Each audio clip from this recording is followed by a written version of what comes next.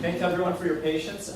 Very quick introduction. I'm Dan Bernstein with the Psychology Department, and I also sit on the Arts Research and Scholarship Committee, and we struck this speaker series showcasing for this year new faculty to get them a chance to give us all an idea of what they do.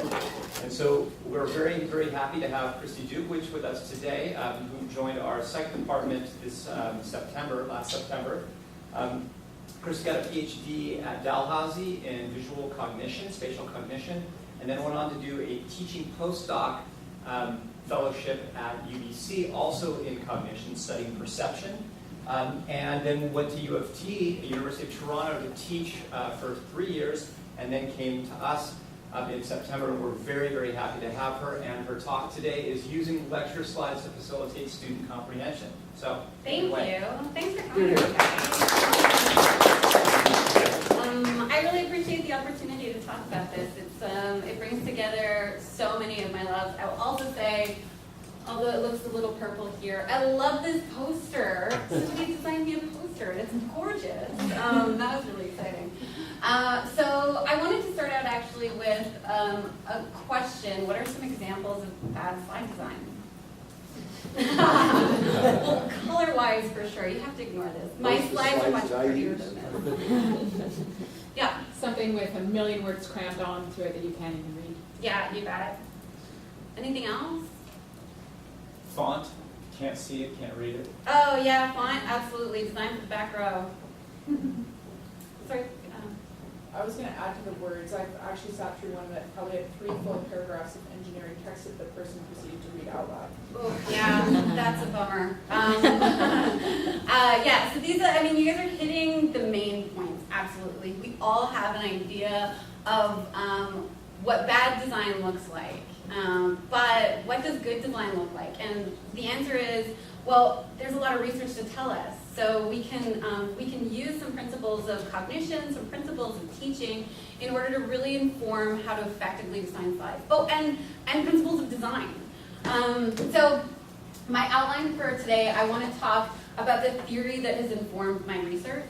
I also wanted to take the opportunity to talk about the principles, not the principles necessarily that I'm studying, but just general principles, because I have a captive audience who's interested in teaching. So I want to tell you as much as I can. So we'll start with principles related to verbal information, and I'll talk about a preliminary study that I completed when I was at U of T. And then I'll talk about the principles related to visual information. And there I also have another study that deals with visual information that is more complete. So let's get started with the theory. So if you want, I'm not going to talk about that, but if you want, you can ask me about it later. I'm going to start by briefly showing you an image.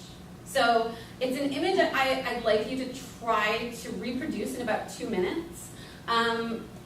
So keep that in mind. Look at it with the intention of trying to remember it so that you can reproduce it. Are you ready? All right, we'll come back to that in about 2 minutes. So I wanted to start the talk by discussing some of the cognitive research that informs slide design, because there's a lot of basic cognitive research that can tell us how cognition works in order to exploit them for slide design. And in 1968, Atkins and Schifrin proposed what is a really influential model of cognition.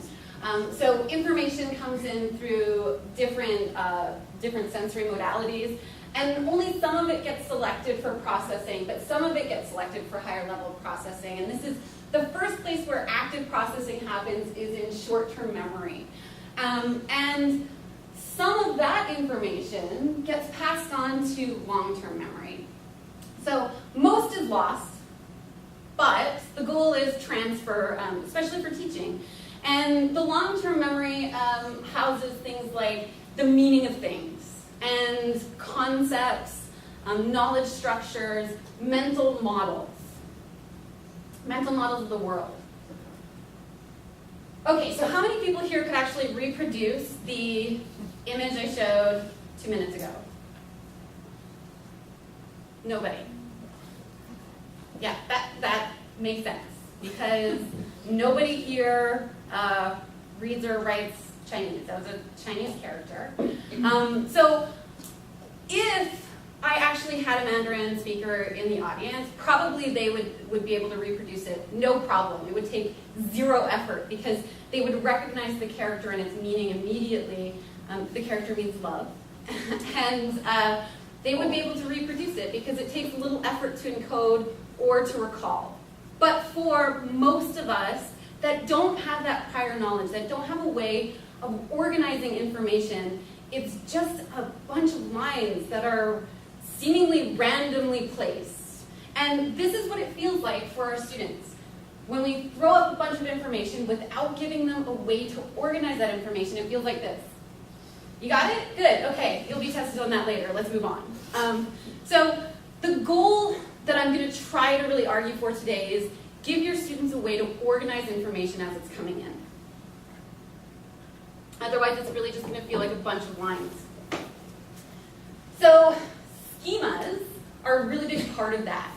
And schemas, as I mentioned, are part of long-term memory, which is, long-term memory is critically dependent on schemas.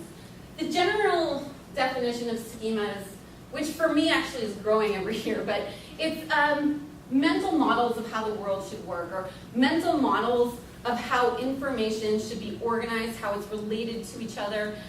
So for example, you have a mental model or a schema for what happens when you go to a restaurant. You know, you come in, you get seated, you get a menu, drinks, then entrees, and that schema or that mental model of what's gonna happen helps you predict what's going to happen when you go to a restaurant. It's also going to help you recall events that happened after the fact. It gives sort of like a structure on which to hang information. So as much as you can, you want to help your students build these mental models or create these schemas. And let me give you an example of that. So for this talk, we're going to be starting by talking about basic cognitive architecture, things like short-term memory and long-term memory. And the reason is that it critically informs a theory called cognitive load theory. Cognitive load theory is a theory about general instructional design. It's about how to create the most effective lessons. So it's sort of general in that perspective. But cognitive load theory critically informs the cognitive theory of multimedia learning. So, the cognitive theory of multimedia learning gives specific advice about how to design your slides to be effective. But I'm doing 3 things here to help you organize the information that I'm going to give you in this talk. I am using space. So I've stacked cognitive architecture, cognitive load theory, and cognitive theory of multimedia learning to illustrate their relationship. I've also used a symbol. So these chevrons are arrow-like. We have an understanding of what arrows mean. So I'm using that symbolic meaning of arrows to try to also represent their relationship. And finally, I'm using color. So this is probably prettier in Richmond, actually, but I'm using the same color but different shading, again, to emphasize how these ideas are related, that there is a hierarchical relationship between them.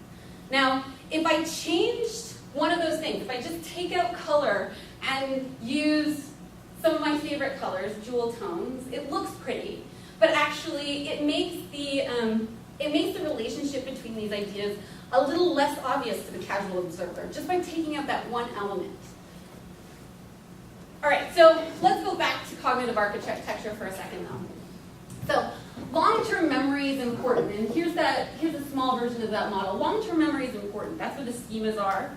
But short-term memory, what we're thinking about and doing right now, is also pretty critical for schema formation. Short-term memory is also sometimes referred to as working memory because it's where we're doing the work. It's where information is being manipulated and maintained in the short term. And working memory, Badley and Hitch proposed a model of working memory that involves 2 separate channels. So there's a visual channel and a verbal channel. And the visual channel is involved in maintaining visual spatial information, like patterns or anything that's presented visually. verbal information, or the verbal channel, is involved in processing sounds, but in particular language is going to be processed here. Working memory also includes a set of processes that are used in order to manipulate that information. So the central executive is involved in controlling aspects of the visual channel and the verbal channel, as well as the processes that are used to help manipulate the information, including creating mental models and retrieving structured information from long-term memory to help facilitate integration. So the thing about the central executive, though, is that it is limited in its capacity. So it's not unlimited. There's a finite number or a finite amount of cognitive resources that we use in order to get stuff done. And that's actually pretty critical for Sweller's cognitive load theory. As I mentioned, this cognitive load theory is a general theory about instructional design and what cognitive factors teachers should be considering when they're designing lessons. So critically for us is how Sweller treats cognitive load. So this, you can kind of think of it like currency for doing cognitive work. And there's a finite amount. So it's broken down, or Sweller has identified 3 different kinds of cognitive load. Intrinsic cognitive load is what the inherent difficulty of the material. Some stuff is just hard, some stuff is just easy. Physics, for me, will always be really difficult. I mean, it doesn't matter if I have an award-winning physics teacher, I'm always going to find that material a bit difficult because of its intrinsic cognitive load. Extraneous cognitive load, unlike intrinsic cognitive load can't be manipulated, but extraneous cognitive load can. It's the load that's incurred when the presentation of the material actually makes the creation of mental models harder. And it makes it more difficult to find what prior knowledge is relevant for us to organize this information. And then there is germane cognitive load. And germane cognitive load is encouraged. It's used to construct, process, and automate schemas. So it's what you want students to be doing in class. You want them to be working with and manipulating the information so that they can build mental models, connect it to prior learning. Because intrinsic cognitive load is fixed, it's the job of instructors to try to minimize extraneous cognitive load and maximize germane cognitive load. So you want to really make room for germane cognitive load as much as possible. Okay, so the cognitive theory of multimedia learning comes next, and this is where we're talking about the specific principles of slide design. Mayer and his colleagues based cognitive load theory, cognitive theory of multimedia learning is based in cognitive load theory, and it's more of this applied approach. So it gives you some really specific, do this, don't do this. And these specific principles, some of them do double duty. Some of them reduce extraneous cognitive load. Some of them reduce extraneous cognitive load while really effectively exploiting germane cognitive load. So both of them should be our goals when we're designing lecture slides. So let's talk about some principles related to verbal information. And I mean, that's a somewhat arbitrary delineation because the two are always kind of related when it comes to slide design. But the first part of this talk is really going to emphasize the verbal information. So the multimedia principle is that people learn more effectively with a combination of words and pictures. And I'm just going to write that down for a second so I can kind of come back to it later. You want words and pictures. So people learn more effectively with the combination than from either one alone. And for me, this actually, I have this experience. I remember being an undergrad and learning about the electron transport chain and being mystified by it. I could get the question right on the exam because I could memorize that and reproduce it verbatim, but I couldn't figure out what was actually happening. And I remember actually being in grad school, and between undergrad and grad school, things had changed pretty rapidly. Like YouTube had developed, had become like a real thing. And I remember just sitting in my lab and procrastinating a little bit, and thinking, oh hey, I bet you there's videos of the electron transport chain now that would make a lot more sense to me. And I went on YouTube and I found a video, and yeah, boom, there was a mental model for me, and it really cleared things up. Reading it in a textbook, it just didn't do it for me, but seeing the electron transport chain in action, absolutely. So you want words and you want pictures. Let's look at this example. So let's say that you want to talk about dogs. You can present an image of a dog, and interestingly, research has shown the image is actually coded twice. A picture of a dog invokes the verbal representation.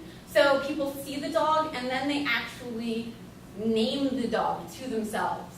And so you get two codes. You get the visual representation plus you get the verbal representation. But you also want words. Words plus pictures. Now, it's possible to present the words written on the screen. Just the word dog. But to take advantage of how cognition works, it's more effective to present the image visually and the words auditorily. So instead of writing the word dog, say the word dog. Each of these channels in short-term memory, the verbal channel and the visual channel, are also limited in capacity. But the written text, like the word written out, dog, actually needs both channels. It needs the visual channel to decode what a person is seeing, the words, the text. And it needs the verbal channel to process the words. And so you're overwhelming, or you're using both, when in fact you could use your modalities to each exploit one. You say the words using audition, present the image using vision, and each of those two channels doesn't get overwhelmed. It gets sort of exploited maximally. So this is the modality principle. Words should be presented auditorily, that is, they should be spoken rather than presented visually. So that means reduce the text on your slides. Your oral narration should be explaining graphic representations. And that actually is quite related to this next principle, the redundancy principle. The redundancy principle refers to the fact that when text on screen is the same as the information that's being conveyed verbally, information is decoded less effectively. Text should not be redundant with narration. It acts to increase the cognitive load. I'm hearing some people laugh a little bit, but I'm not seeing anybody pat their head. It requires the use of both of those channels, again. So the verbal information, the text is being processed by the verbal channel, but it also needs the visual channel just for decoding. So you overwhelm both channels. And it's really hard to resist reading. It is really hard to resist reading. We do it automatically, but how many people didn't get to the end of this? Nice, well done. But for students, it's irresistible. They are not listening to you, they are reading. And if what you're saying is different from what they're reading, it's not helpful. But even if it's exactly the same, they're actually still not processing it efficiently. So you have so much text overwhelming both channels, very little cognitive load left over for building mental models. And the thing is that, though, students like this. They like reading text on screens because it feels like they're doing something. But it's an illusion. It's not an illusion. They are doing something. They're reading, but they're not engaging with the content. They're not comprehending it as they read. they're literally just moving their eyes over it, you know, and we've all had that experience where you're reading a book and you're like, wow, I haven't read the last 3 pages, and you've got to go back. Because reading is automatic. Comprehension is not. So Fennessy and Kim actually did some really interesting research. They're a group at McMaster University who have really kind of done a lot of really innovative work with slide design. And I want to tell you about their experiment because I think it's impressive work. Well, it's an impressive result. So Fennessy and Kim had participants listen to or watch a video lecture that included audio narration and slides. And they had 2 conditions in their experiment. So in the redundant condition, they were using text on screen that was verbatim or near verbatim what the audio narration was. And then in the complementary condition, they had graphics or visuals that helped to illustrate the concept that was being described. Plus they included a little bit of summary text. So not a lot of text, but just a little bit. And the images that were being presented were complementary to the audio narration. And then they had participants perform a comprehension test. So asking them questions like kind of just like an exam really, on the content of the lecture that they had just watched.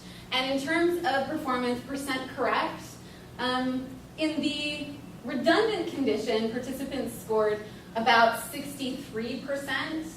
Now, does anybody want to try to guess what the performance was for the complementary condition? This is an immediate test?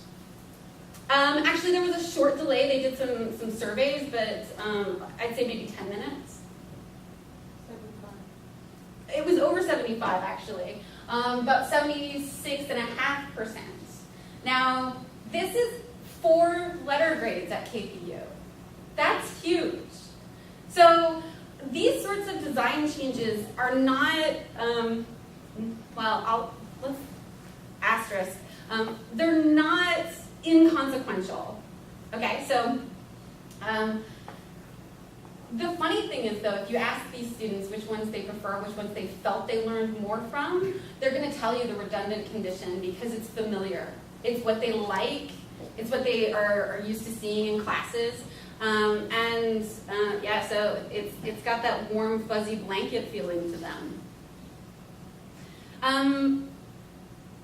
Now, how do you, I was going to ask, how do you use bullet points? But I'm actually instead going to ask, has anybody heard the rule about how you should use bullet points? Any rules that you guys know of? Yeah. Just present them one at a time and then say them. Yeah, okay. In terms of how many, are just trying to elicit this one rule. Per slide? Yeah. 3, I think. 3? Oh, that's progressive. I will say that what I heard when I was in grad school was the 6x6 rule. At most 6 bullet points, no bullet point should have more than 6 words. And that was told to me by my supervisor who was saying, don't put too much text on your slides. 6x6 is the rule. And I'm looking at this going, wow, that's still an awful lot of text. So, and what's interesting is that this 6x6 rule, while it actually appears in some manuals about PowerPoint presentations, I wouldn't say necessarily good ones, there's 0 evidence for it. So I actually wanted to look at this because it's based on tradition. It's not really any particular reason why we have this 6x6 rule. So, and in particular, I really feel like using sentences on my slides, using full sentences, grammatical sentences on my slides, is more effective than using sentence fragments or phrases that are agrammatical, which had been my practice before I started doing slide design research. And it's, like the PowerPoint packages you get from publishers, that's sort of what they're looking like is agrammatical. But Badley, Hitch, and Allen, Badley and Hitch of 1968, by the way, still going strong.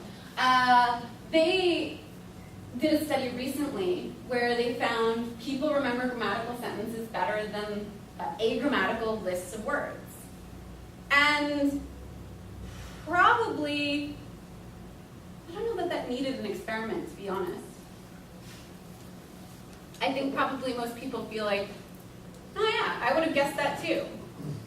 But I think it's interesting that they have the data. They showed it. And I think it's interesting that we have the intuition too, because it tells us that something very basic, which is grammar is a form of prior knowledge. It is a schema for how words in a sentence are related to each other, and it helps to create units of information, sentences rather than lists of words or phrases. So it lowers extraneous cognitive load. It also lowers extraneous cognitive load because when you have a sentence fragment or a phrase that is incomplete, students actually, again, they're not listening to you. They're trying to understand or create meaning from that sentence fragment or from those lists of phrases. So they're struggling to figure out what you're talking about.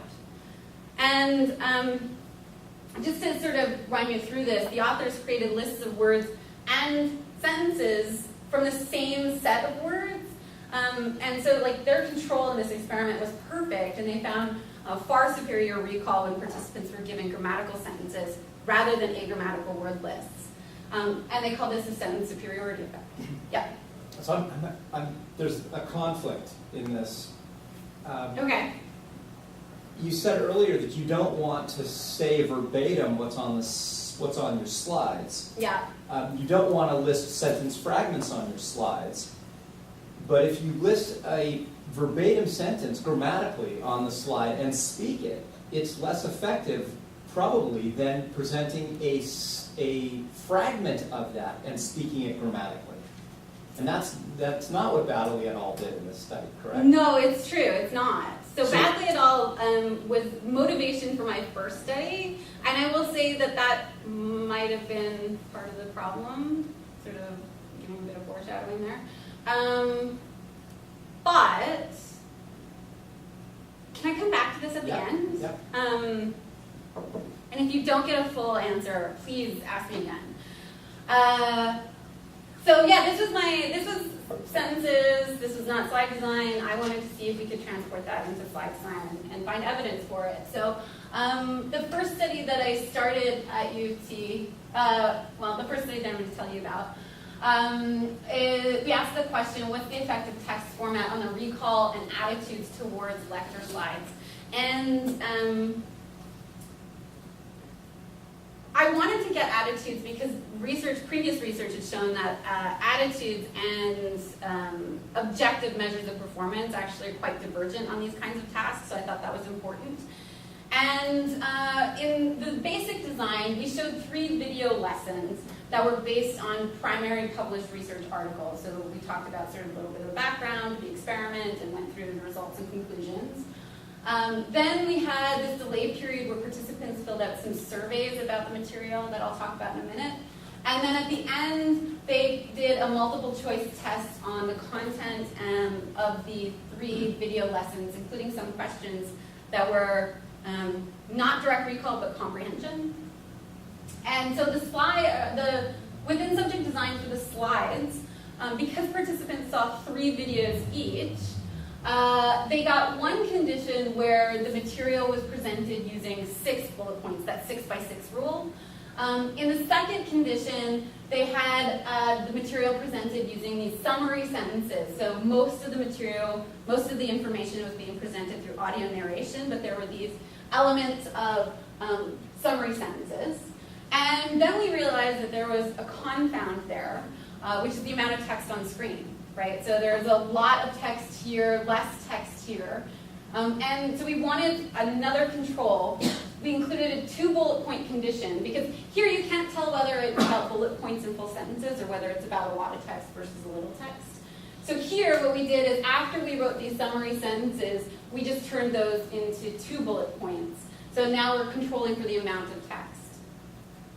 And the order of lessons and the order of the conditions was completely counterbalanced. So There were no order effects, or we could try to eliminate order effects. Sorry. Yeah. Go back a slide.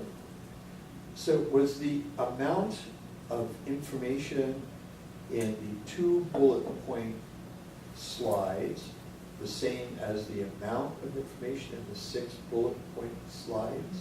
No. Or was it more? No, it was the same as the amount of information in the summary sentence. So you controlled for the amount of information in summary sentences, but not for the amount of information in the 6 bullet slide. Yes, exactly. Okay, just wanted to know, thanks. Yep.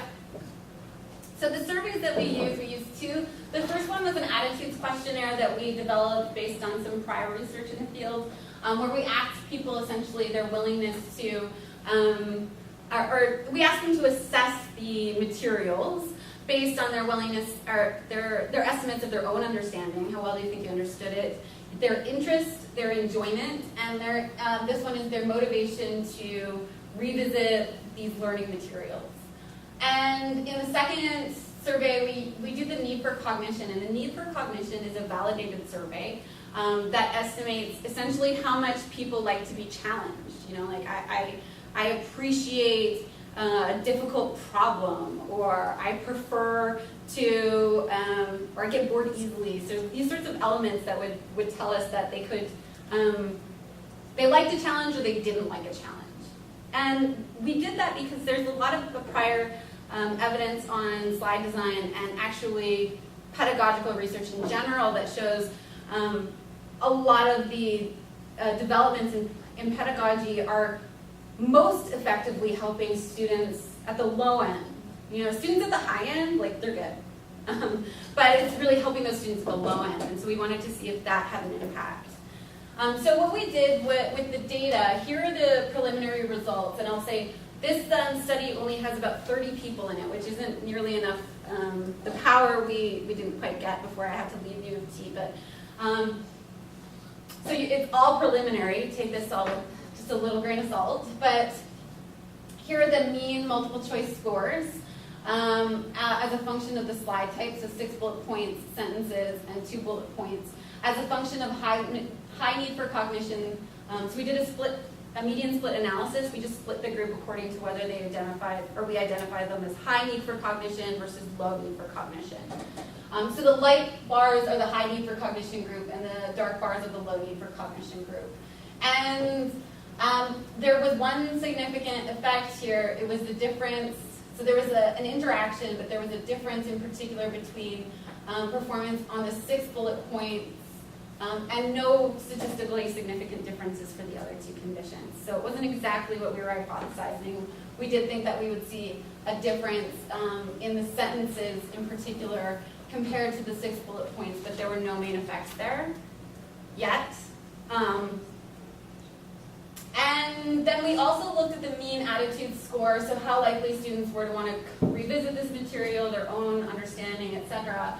And again, we found an interaction, and when we tried to track it down, we found that it was for the sentence type, that is, students in the high need for cognition group were significantly more predisposed for the sentences compared to the group with the low need for cognition. Now, because it's preliminary and it didn't quite work out the way that we thought it would, it's tough to provide a really clear interpretation of this data. But one thing that I want to draw your attention to is this difference here. See, it seems to imply that students who have high need for cognition do better with bullet points. But actually, I think that the real story here is that bullet points don't hurt high need for cognition in students. The bullet points hurt the students who have low need for cognition.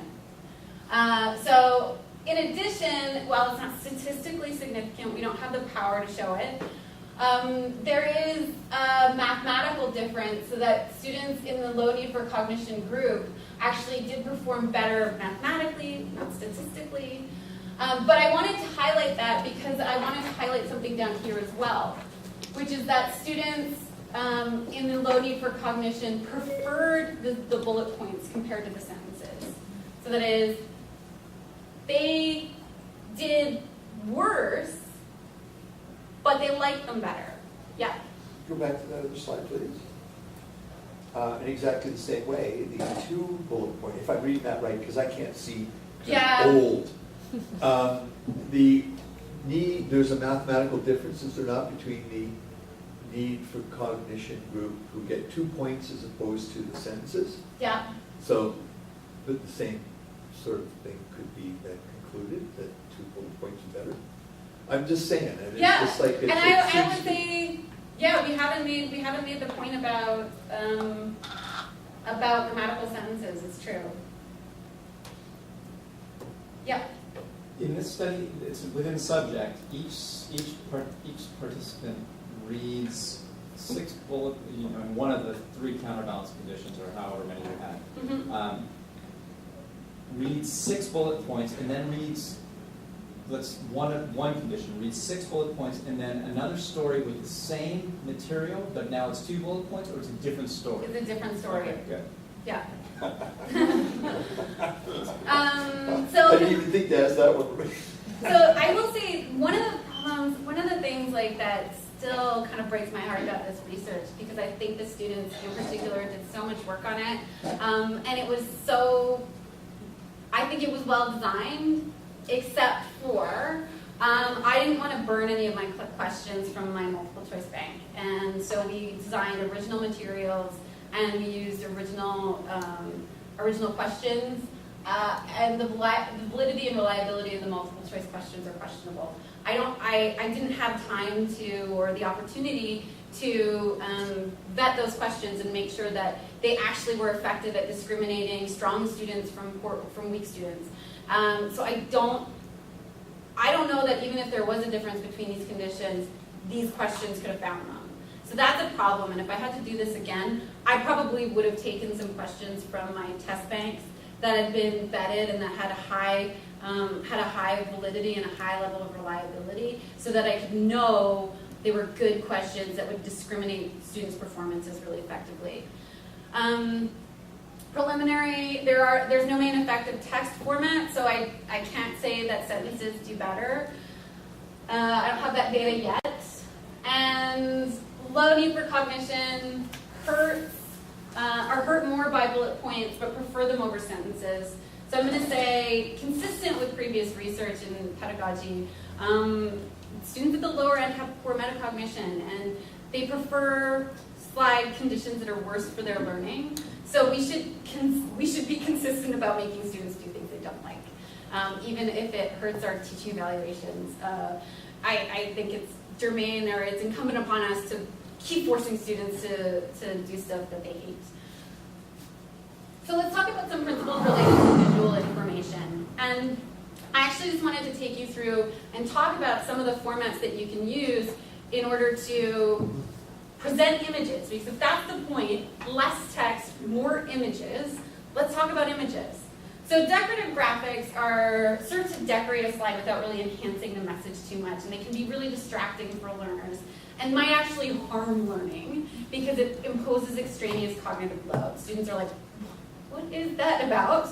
So using clip art or anything that's not really illustrative can actually increase that cognitive load. So decorative graphics like this can be distracting. Students spend resources trying to figure out what the point of the image is. A better use of imagery, representational graphics, where the image is directly representing the concept that you're talking about.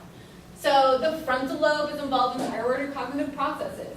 Here's the brain, the frontal lobe is highlighted, that's what I'm talking about. Here's another one. Quebec City is north of Kingston on the St. Lawrence River. That's directly represented here. You see the St. Lawrence, you see Quebec City, you see Kingston. So there's a direct representation. Relational graphics plot the quantitative relationship between 2 or more variables. This is one of my favorites. It's water consumption in Edmonton during the Olympic gold medal hockey game. And this lighter one is the day before. This is the day of the gold medal match, so face-off, end of first period, end of second period, end of third period. There's some people who just can't wait between winning and the medal ceremony. And then there's the collective flush of all of Edmonton, which I think is hilarious. That is what kind of hockey town Edmonton is. Where I get the most bang for my buck, though, is with organizational graphics. So with organizational graphics, you can present the same basic information with less text and more structure, using visual spatial structure to help students organize how the concepts are related to each other. And you get to exploit both visual and verbal codes. So this is a slide from my pre-slide design days where I was trying to explain a paradigm in memory called the remember no procedure. And that's one way to do it. It's sparse text, but there's not that graphic representation. Now, these days, the way that I would present it is, in the remember no procedure, you have participants reporting whether they remember information or they just know it, as in like they know they've encountered it, but they don't specifically remember when. So if they say remember, that's more aligned with episodic memory, and it's more consistent with the experience of recollection. Whereas if they report knowing the information, that's more about semantic memory, and it's more aligned with the experience of familiarity. So same information, less text, far more easy to understand what the relationship between ideas is. And there's been a lot of research on organizational graphics, and particularly concept maps like this, and how they facilitate students' comprehension of text. So they're really actually quite popular in pedagogy for reading activities, and including using ready-made cognitive maps or organizational graphics for semantic summaries of information, or actually asking students to create their own cognitive maps of information to address specific questions. In both cases, we're seeing evidence that students understand the material better. So things like the number of relational statements that they can generate and the number of causal statements that students can generate are increased using these sort of organizational graphics. Now, this is a study from Kinchin and Cabot where they were actually probing dental students. And so this is an organizational graphic on the effective design of partial dentures. And so they arranged that information in this cognitive map. And some of the lectures, they presented material in the traditional bullet point format. And participants in this experiment, who are actually just students in this program, were then probed about their opinion about the cognitive maps versus bullet points. So in terms of the percent endorsing, when they were asked how effective were these materials for memorizing information, they thought the cognitive maps were not that good and the bullet points were much better.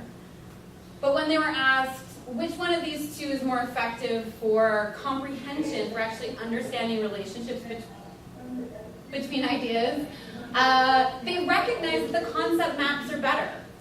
But what they said in the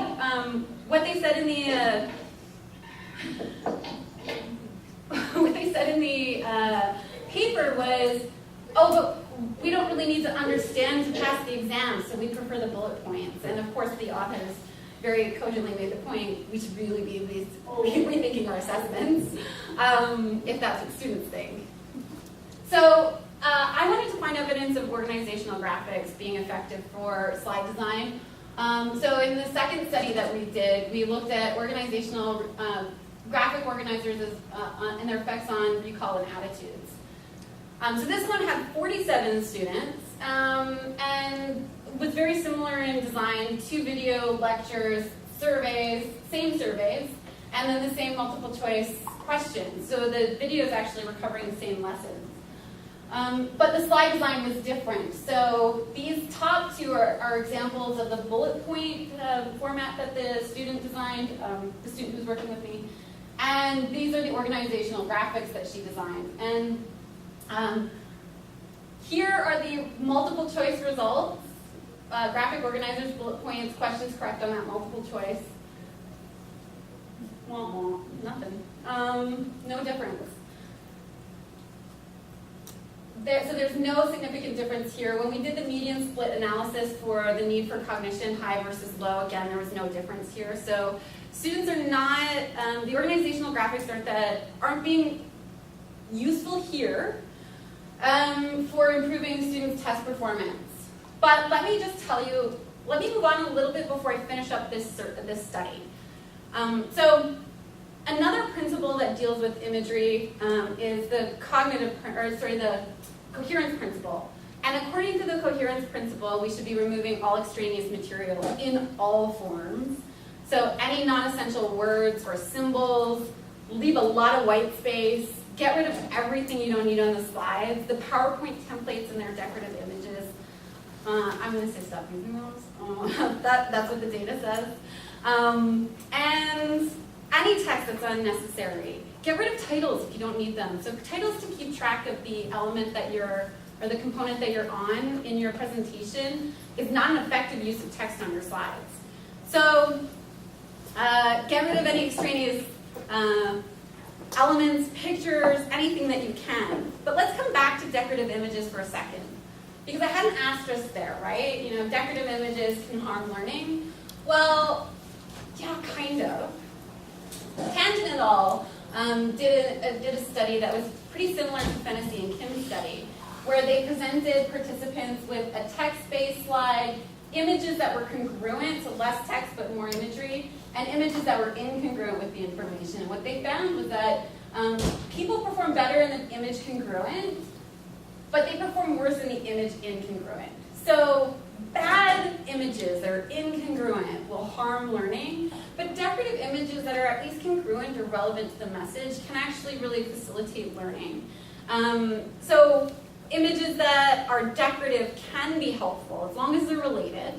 And I did this earlier. I've got lots of slides that I use where I've got decorative images, but they're related. So fingers crossed if I'm doing it right. Nobody's guessing what I'm trying to get at with these images.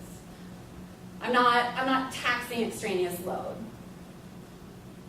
And the caveat to this, and I say the caveat because decorative images I don't want to discourage too much, because actually research has shown, so Plass et al. did an experiment where they had two conditions. The only difference was aesthetic appeal. They just made some of the slides in one condition attractive. And then they measured positive emotional induction, whether students liked it or not, and cognitive outcomes, their performance on exam or on a test. So their comprehension and transfer didn't change. There was no difference between aesthetic versus unappealing slides. But motivation really changed. Students said that they were far more likely to want to revisit the material. So coming back to study 2 from looking at graphic organizers, we didn't get the multiple choice questions difference, but in terms of the attitudes, we did find a difference, a significant difference. So that students were, or participants were more positive towards the graphic organizer slides compared to the bullet point slides. And when we looked at what part of the attitudes were most effective or most affected, it was motivation. It was motivation to revisit the material. So again, I'm using the same questions for the previous study, and again, the validity and reliability are questionable. There might also be interference effects here. So for this study, all of the slides were presented with graphic organizers, or all of the slides were presented with bullet points. Now, if graphic organizers are effective under some conditions and you use them all the time, students actually might get confused with, oh, I saw a lot of relationships there. What relationship, what idea, I completely forget now. So overloading them with graphic organizers actually don't think is going to be particularly effective. But the results do suggest that graphic organizers enhance the effective domain of teaching. It makes students more likely to want to revisit the material. And if I can do anything to motivate students for a test by using graphic organizers to get them to study because they're not coming to like a slog of text, I'm willing to do that. So just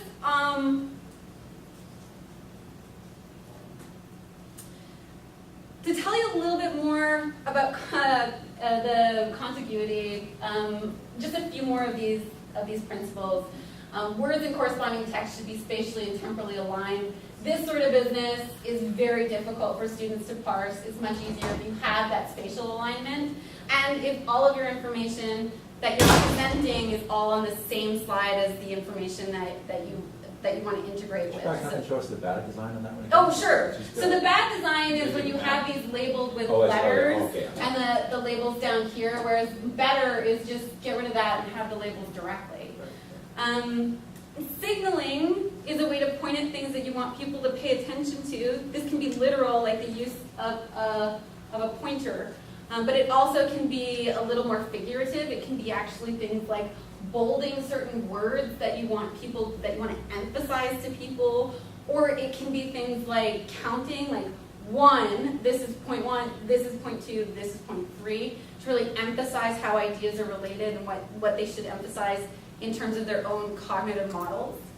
And so putting this into practice a little bit, this is a slide that's got a lot of extraneous information. So if you pare it down to this, I mean, best case, you make a graph. But that's time consuming. Next best case, put boxes around stuff, put arrows on stuff to draw people's attention. And where I'm going next, I'd like to do a study looking at abrupt onsets as a way to effectively use signaling, actually builds or animations within slides to help draw people's attention, because new onsets automatically draw attention. And build can also serve to remind you of what you want to say. That is actually one of the bonus elements of using a build.